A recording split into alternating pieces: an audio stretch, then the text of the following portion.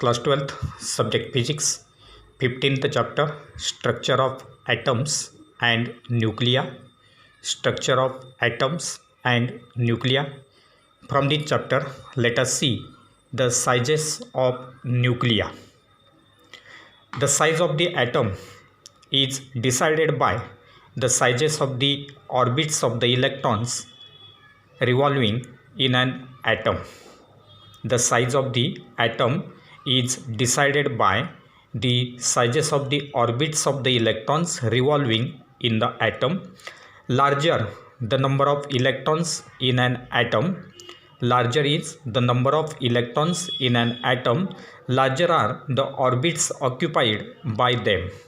Larger will be the orbits occupied by them, and hence larger is the size of an atom, and therefore the atom which is having large number of electrons will possess large number of the orbits, and hence the size of the atom will be large.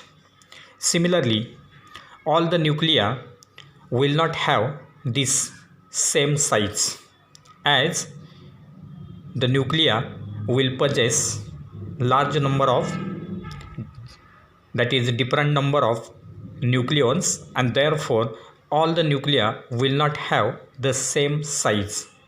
The size of the nucleus depends upon the number of nucleons present in it. The size of the nucleus depends upon the number of nucleons, that is protons and neutrons, present in it. That is, the atomic number A. Atomic number A will decide the size of the nucleus. Experimentally, it is found that the radius Rx of any nucleus X, the radius Rx of any nucleus X is related with its atomic number A by the relation Rx equal to R0 into A raised to 1/3, where R0 is having its value 1.2 into 10 raised to minus 15 meter. So this will be the R0, and this will be the relation between the radius and the mass number of that atom, and therefore the density inside the nucleus and the average mass of nucleon are related as the density inside the nucleus and the average mass m of the nucleon are related as Ma equal to, that is mass of nucleon, average mass of nucleon will be equal to 4/3 pi Rx cube into rho. Rho will be the density inside the nucleus, and so that Ma equal to 4/3 pi Rx cube into rho. From this relation, the density inside the nucleus rho will be equal to 3 Ma upon 4 pi Rx cube. 3 Ma upon 4 pi Rx cube. But we know that Rx is equal to R0 into A raised to 1/3. Rx equal to R0 into A raised to 1/3, and therefore if we put the value of Rx equal to R0 A raised to 1/3, then we will get the density inside the nucleus rho will be equal to 3 Ma upon 4 pi into R0A raised to 1/3 its cube. So that will be equal to 3 Ma upon 4 pi R0 cube into A, because A raised to 1/3 and raised to 3 is there, therefore we will get A here along with R0 cube, and therefore AA will get cancelled and we will get 3m upon 4 pi R0 cube, as m, R0 all are constant, therefore rho will be equal to constant. Now if we put the values of m, pi and R0 in this relation, then we will get the density inside the nucleus rho equal to 2.3 into 10 raised to 17 kilogram per meter cube. Rho is equal to 2.3 into 10 raised to 17 kilogram per meter cube. And now let us see the next point, that is the nuclear forces. Nuclear forces. The structure of the nucleus is determined by the strong nuclear force. The structure of the nucleus is determined by the strong nuclear force called as nuclear force. Now, this force acts between the protons and the neutrons. The force which acts between the protons and neutrons, that is between the nucleons, is called as nuclear force. Now, the nuclear force is the strongest force among the subatomic particles. If you consider this nuclear force, then that nuclear force is strongest force among the subatomic particles. Its strength is about 50 to 60 times larger than that of the electrostatic force. So the strength of this nuclear force is about 50 to 60 times larger than that of the electrostatic force. Secondly, the range of this nuclear force is very small. That is, it is effective for very short distances between the nucleons and becomes zero when two nucleons are separated by larger distances. This strength of the nuclear force will become zero when the nucleons are separated by larger distances. Similarly, the nuclear force is independent of the charge of the nucleons. The nuclear force is independent of the charge of the nucleons. That is, the force between two neutrons is the same as that of the force between the two protons. So, the force between two neutrons will be equal to force due to or force between the two protons. So, this will be regarding the nuclear forces. And now, let us see the next term, that is nuclear binding energy. Nuclear binding energy. The protons and neutrons inside a nucleus are bound to one another with some force. The protons and neutrons inside a nucleus are bound to one another with the nuclear force. Now, the energy has to be supplied to the nucleus to make these nucleons free. That is, to separate them and take them to large distances from one another.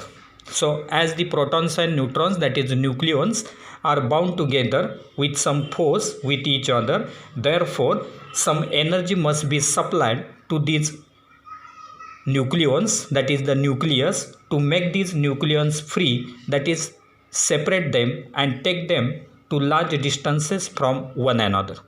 Now, this energy required to separate these nucleons is called as binding energy of the nucleus. The energy required to separate these nucleons is called as the binding energy of the nucleus. Now, some amount of energy is released if the individual nucleons are brought from infinity to form the nucleus. If initially the nucleons are far away from each other, and if they are brought from infinity to form the nucleus, at that time some amount of energy is released. Now, it comes from the masses of the nucleons. This energy release comes out from the masses of the nucleons, and the mass of a nucleus is smaller than the total mass of its constituent nucleons. If you consider the total mass of the nucleus, then that total mass of the nucleus is always smaller than the total mass of its constituent nucleons. And therefore, we can say that the total mass of the nucleus will be less as compared with the sum of the masses of nucleons, that is protons and neutrons, present in the nucleus. Now for that purpose, let us consider, let M be the mass of the nucleus. So this M will represent total mass of the nucleus having atomic number Z and mass number A. So for that atom which is having its atomic number Z and mass number A, the mass of its nucleus is equal to capital M, and therefore if M represents mass of the nucleus, therefore we can say that this mass is smaller than the sum of the masses of Z protons and A minus Z neutrons. If Z represents atomic number, then we can say that the mass, that is total mass of the nucleus, is smaller than the sum of the masses of Z protons and A minus Z neutrons, and therefore we can write the difference between these masses, that is delta M, will be equal to ZMP plus NMN, that is total mass of the protons plus total mass of the neutrons minus mass of the nucleus will be the difference between their masses delta M, where this delta M is called as the mass defect. Delta M is called as mass defect, that is the difference between the masses of the total mass of the nucleons and the total mass of the nucleus. So difference between the masses of the total nucleons and the mass of the nucleus, that will be the mass defect.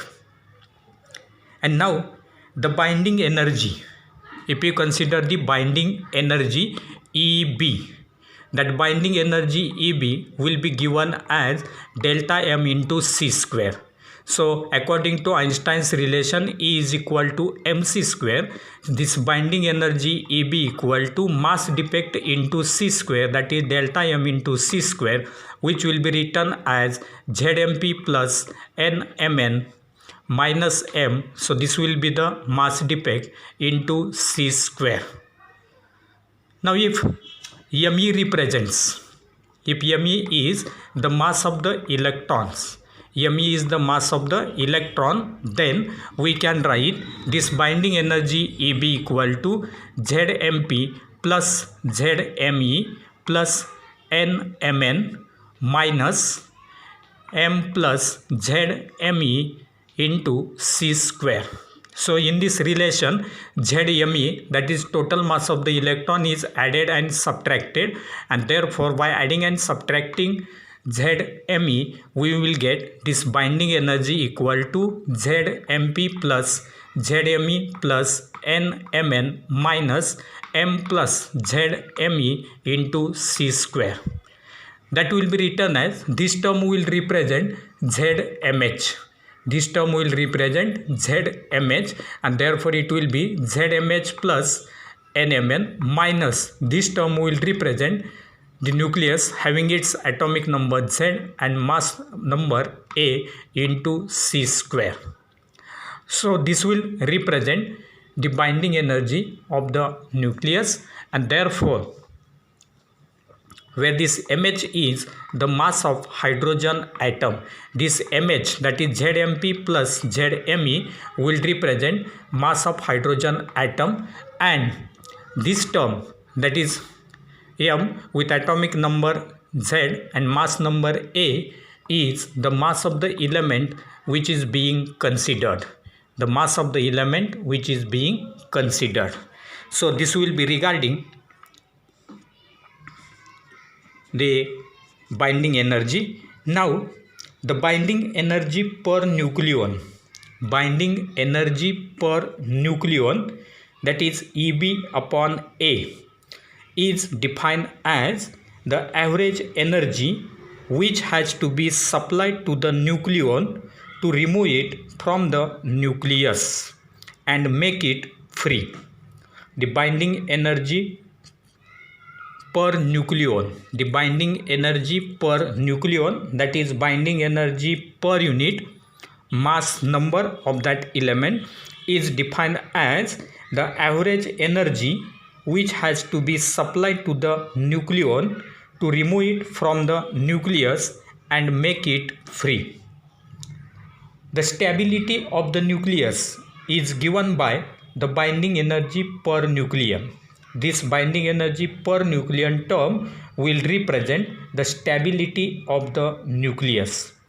The nuclei with higher values of binding energy per nucleon, the nuclei which are having higher values of binding energy per nucleon, that is Eb upon A, are more stable as compared with the nuclei having smaller value of binding energy per nucleon, that is Eb upon A.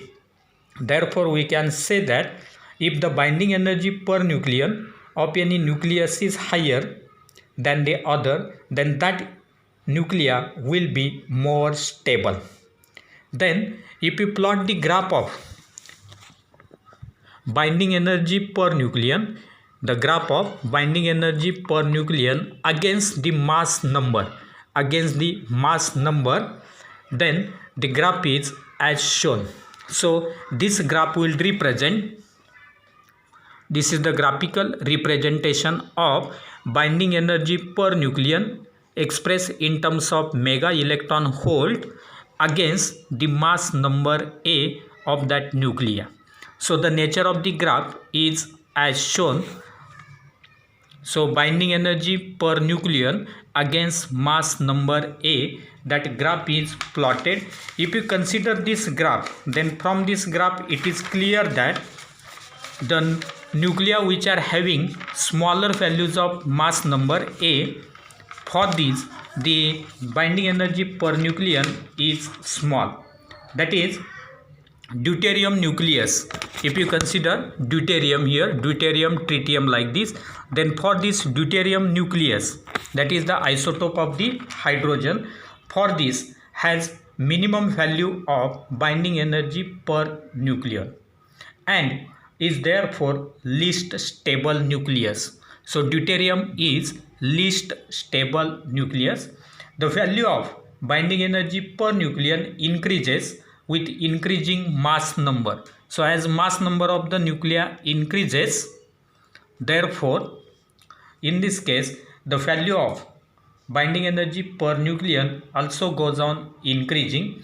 The value of binding energy per nucleon gradually decreases for values of mass number A greater than 80, making the nuclei of these elements slightly less stable. So if you consider this graphical representation, then for deuterium, that is for hydrogen isotope, the binding energy per nucleon is less. Then as there is increase in the mass number, the binding energy per nucleon will go on increasing, that is stability of that nuclei will go on increasing. Then it will increase up to mass number equal to 80, and then after that there will be gradual decrease in the binding energy per nucleon, and at last uranium 238, for this uranium having its mass number equal to 238, the binding energy per nucleon will decrease, and therefore if the nuclei are having less mass number, then its stability will be less, that is binding energy per nucleon is less. It will go on increasing up to mass number equal to 80, and after that there will be gradual decrease in the binding energy per nucleon, that is after mass number 80 the stability of the nuclei will again go on decreasing. So this will be the graphical representation of the graph of binding energy per nucleon against mass number. So some of the elements here as deuterium, tritium, then lithium, then here it is hydrogen, Then here it is nitrogen, oxygen, like this some of the elements up to uranium 238 are shown.